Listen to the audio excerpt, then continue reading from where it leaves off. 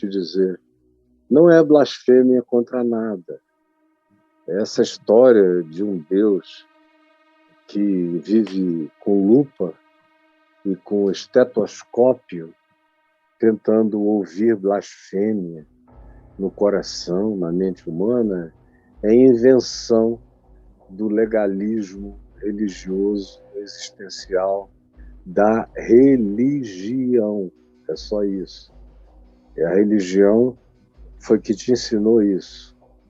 Se você não tivesse crescido num ambiente de educação religiosa, na cultura judaico-cristã e na cultura judaico-cristã evangélica, você provavelmente, no máximo, procurasse um terapeuta para conversar sobre a sua falta de ânimo existencial e tentando procurar uma causa para isso. Mas não é nada além do que é apenas você. Eu não sei qual é a sua idade, mas você deve ter uns 20 alguma coisa, chegando aos 30, está profundamente insatisfeito com os resultados da sua vida. Você olha e diz, bom, se os significados da vida, se todos eles são os que eu conheci e experimentei até o dia de hoje, se for só isso, eu passo, eu não tenho muita razão para continuar aqui. E especialmente se você crê na vida eterna, crê em Cristo. Quanto mais o mundo fica vazio, e vazio de significados, porque o mundo está esvaziando. Aí você diz, mas João diz, desde há 2000 anos atrás, que o mundo jaz no maligno. O mundo sempre esteve no maligno, mas a condição humana no mundo piorou muito, muito, muito com o passar do tempo. E como a Escritura, o Novo Testamento, já fazia essa profecia de que com a multiplicação da iniquidade o amor se esfriaria de quase todos, e Paulo diz, tanto mais quanto os dias se aproximem, os dias finais, mais desumanos, inumanos e vazios de humanidade. Ele diz em 2 Timóteo 3, de 1 a 7, para Timóteo, assim o mundo ficará, a começar dos de dentro da igreja, que se tornarão seres brutos, toscos, ogros, inafetivos com as esposas, com os filhos, com o próximo, com as meninas da igreja, como Paulo diz lá, eles vão de casa em casa, comendo as mulherinhas sobrecarregadas de pecados, carentes, vão fazendo um harém manipulador.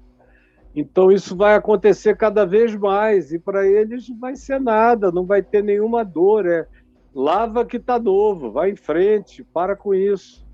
Então esse tempo vai ficar horroroso. Nós já tivemos tempos assim, na chamada história da igreja algumas vezes, mas nunca nada ficou tão banalizado na maldade, exceto a maldade violenta no tempo das cruzadas cristãs contra os muçulmanos pela retomada da chamada Terra Santa, que não é nada senão uma terra de escravidão, onde, do ponto de vista da violência, foram os 200 anos cristãos mais violentos praticados em nome da cruz de Cristo e de Jesus.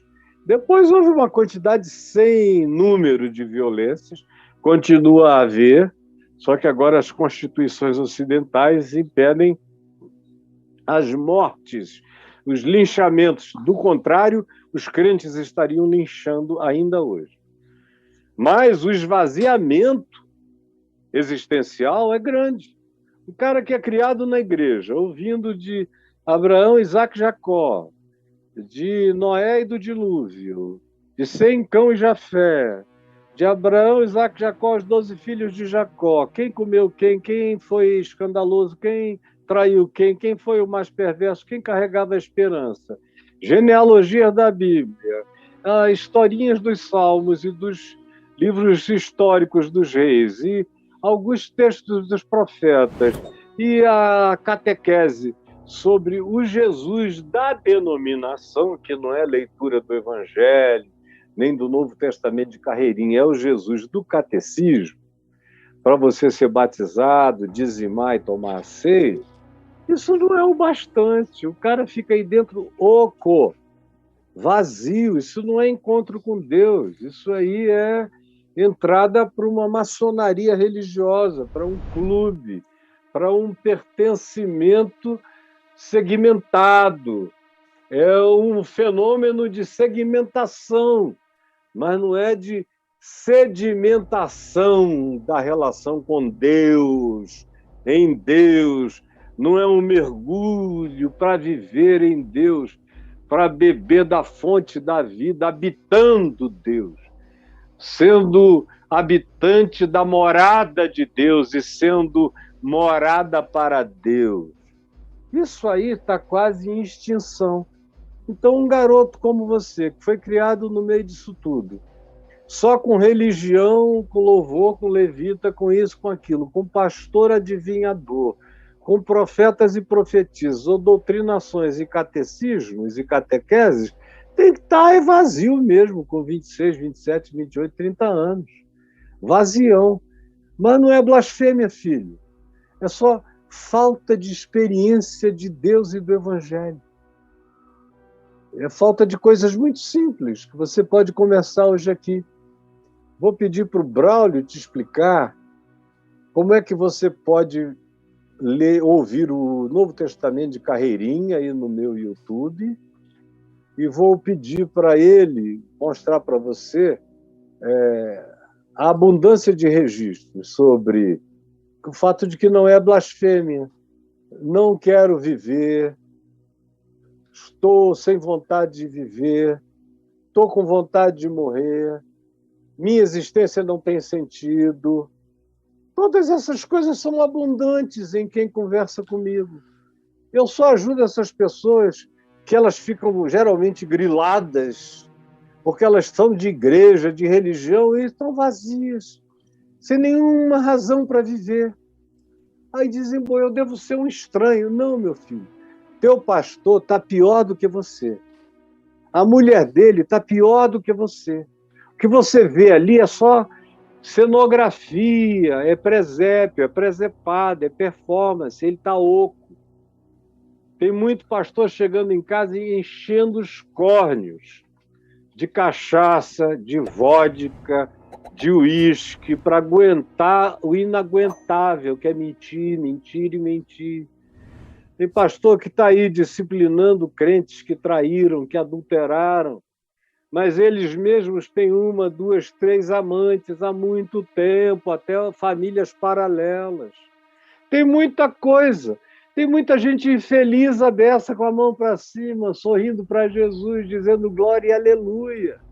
Tem muita cantora gospel escondendo que está com depressão, com vontade de morrer, com síndrome do pânico, que ficam sem sair de casa chorando.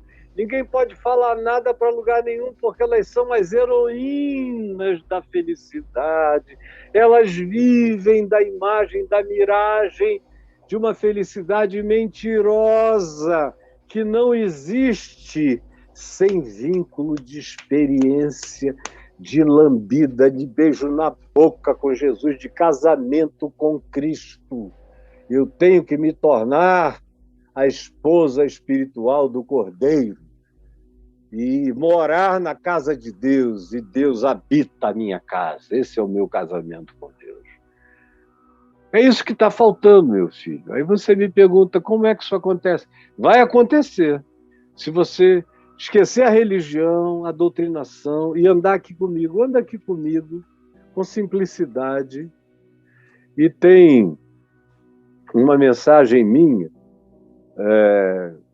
em Apocalipse, no capítulo 9, Apocalipse 9, sobre angústia e desespero, sobre aquele ardente desejo de morrer, que o Apocalipse diz que assolaria cada vez mais pessoas nos últimos tempos, e que não é o seu caso, porque quando isso acontecer, e às vezes que isso já começou a acontecer, isso é infinitamente mais grotesco do que vocês podem imaginar. como seja. Mas só para você ver que aqueles que carregam o selo de Deus, o selo do Cordeiro, ficarão livres dessa morte de angústia. Agora, é um caminho simples de aprendizagem de fé. Vou te contar uma história. Eu vi essa semana aqui na Fraternidade do Evangelho, eu creio, um post feito por uma ex-pastora da Assembleia de Deus, e que ela disse que foi pastora há muitos anos da Assembleia. Aí depois ela se tornou pregadora itinerante, e ela ia de cidade em cidade, de igreja em igreja, pregando aquela mensagem de 4 pontos, bem pentecostal: Jesus salva, Jesus cura, Jesus batiza com o Espírito Santo e Jesus voltará. Hoje em dia, a 4ª parte do Jesus voltará, depois da teologia da prosperidade, ficou de fora. Então, Jesus salva, Jesus cura e Jesus batiza com o Espírito Santo. O que é muito raso. Ninguém enche a vida, o resto da vida, só com isso aí, com essas 3 pregaçõezinhas, e que se repetem. O cara vai para a igreja ouvir a mesma coisa há 40 anos. Aí ela foi cansando. Chegou uma ocasião que ela estava cansada, que ela achou que aquilo ali era o Evangelho, que tudo que ela tinha para dizer do Evangelho, ela já tinha dito, que era tudo que ela tinha aprendido, e aquele Evangelho, para ela, não satisfazia ao coração dela. Nem deveria, nem poderia atender a demanda existencial de qualquer pessoa um pouquinho menos rasa. E aí foi quando ela foi convidada para ir a um centro candomblessista. E ela foi, e gostou dos cânticos, não tinha tanta gente, não era aquela multidão de 4.000 gritando, não sei quantos rolando no chão, reteté, gente doidona, gritando histericamente, sem saber nem o que fala, pastor dizendo loucuras, as coisas mais idiotas e absurdas sendo faladas ali em nome de Deus, a mulher do cara surtada e tudo. Meu Deus, o que tem de doido? Não tem nenhum lugar onde haja mais doido por metro quadrado do que na igreja evangélica, especialmente. E na igreja evangélica pentecostal tem uma incidência maior um pouco. No ocidente da Terra, tem mais doido dentro de igreja evangélica do que no catolicismo, do que no islamismo. E olha, eu já fui a muita mesquita no mundo, eu nunca encontrei tanto doido quanto eu encontro quando eu vou a qualquer culto evangélico. Especialmente se tiver a liberdade da emocionalidade ou do emocionalismo pentecostista. Aí o negócio fica doido. Você vai a uma reunião Seixonoê, calma. Você vai e conversa num ambiente taoísta, é calmo. Você vai a um templo budista, é calmo. Você vai a uma mesquita, é calmo. Você vai, é calmo. Agora, você entra numa igreja evangélica pentecostal, é como Paulo diz, escrevendo aos Coríntios, no capítulo 14. Paulo disse: quem olha para o culto de vocês, que era um culto pentecostal doidaço, Paulo diz, quem passar e olhar, vai dizer que vocês são todos loucos. Está escrito em 1 Coríntios 14. Vai lá e leia. O pessoal não quer ler. Eles só querem enlouquecer. Conclusão, vai ficando um vazio, meu filho. Porque é para ficar mesmo, aquilo ali não tem nada. Então a moça começou a frequentar o candomblé, fez amizades mais humanas, encontrou a maior parte das pessoas mais cultas, gente com curso de faculdade, com curso de mestrado, de doutorado, de pós-doutorado, de pedagogia, de psicologia, alguns de antropologia, muita gente artística, musical, a qualidade do ambiente era muito mais legal. E ela foi ficando.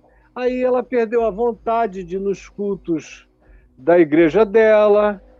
Aí, depois de um tempo, ela comunicou lá que não era mais pastora, que nem queria ser, e foi se afastando. Aí, quando descobriram que ela estava frequentando um centro candomblessista, chamaram de endemoniada, de possessa, de tudo que vocês possam imaginar.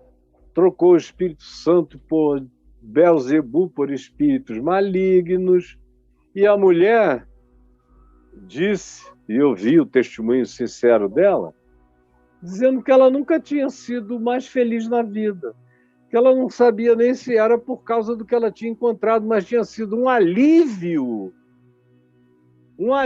ter saído do manicômio, porque só a saída do manicômio já alivia a beça. Quem não ficou dodói e insano por causa do manicômio. Quem só ficou em angústias perturbadas, ao sair, sentiu um alívio brutal. E como ela tinha uma necessidade religiosa, ela encontrou naquele vínculo humano um lugar de aconchegância. Aí ela dava um conselho. E o conselho dela era esse: olha, meus irmãos cristãos, eu não sou mais evangélica, mas eu conheço vocês. Deixa eu dizer uma coisa. Isso está acontecendo com muita gente. O que aconteceu comigo está acontecendo com muita gente. E eu agora digo, eu encontro cada vez mais gente de igreja evangélica indo para o Seixonoye, indo para o Candomblé, indo para a Umbanda, indo para o budismo, indo para o taoísmo, indo para o yoga esotérico, indo para qualquer outra coisa. Porque tem mais substância, tem um pouco mais de cultura, tem pelo menos uma respiração que faz sentido, exercícios bons, tem pelo menos um silêncio que acalma a mente, tem uma série de coisas que são, humanamente falando, do ponto de vista meramente respiratório e ambiental, mais saudáveis. Nem precisa ter muita coisa, basta não ter a loucura, que a retirada da loucura já parece uma salvação de alívio.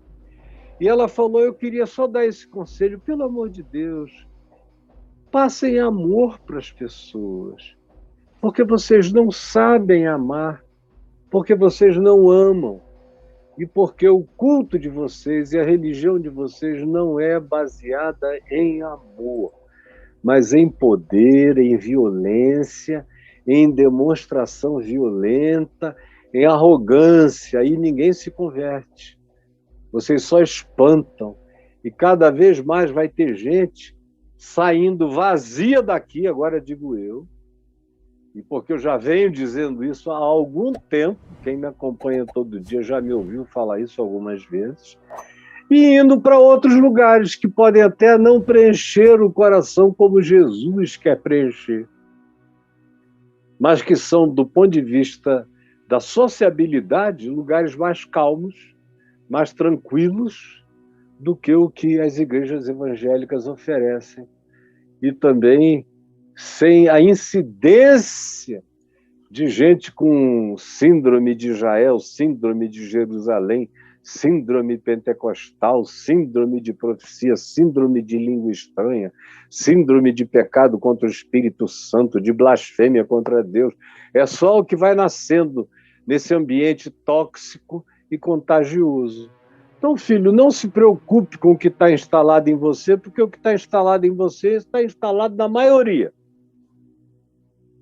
E o que vocês, evangélicos, estão precisando é conhecer Jesus. Vocês conhecem esse nome, têm a presunção de acharem que conheceram Jesus. Mas, olha, 90 e tantos % dos evangélicos nunca conheceram o evangelho de Jesus mesmo, a salvação de Jesus mesmo, a graça de Jesus mesmo e a experiência do amor de Jesus mesmo, Vitor. Então, anda comigo que você vai ver que esse vazio vai ser substituído por uma presença crescentemente abundante na sua vida e no seu ser, tá bom?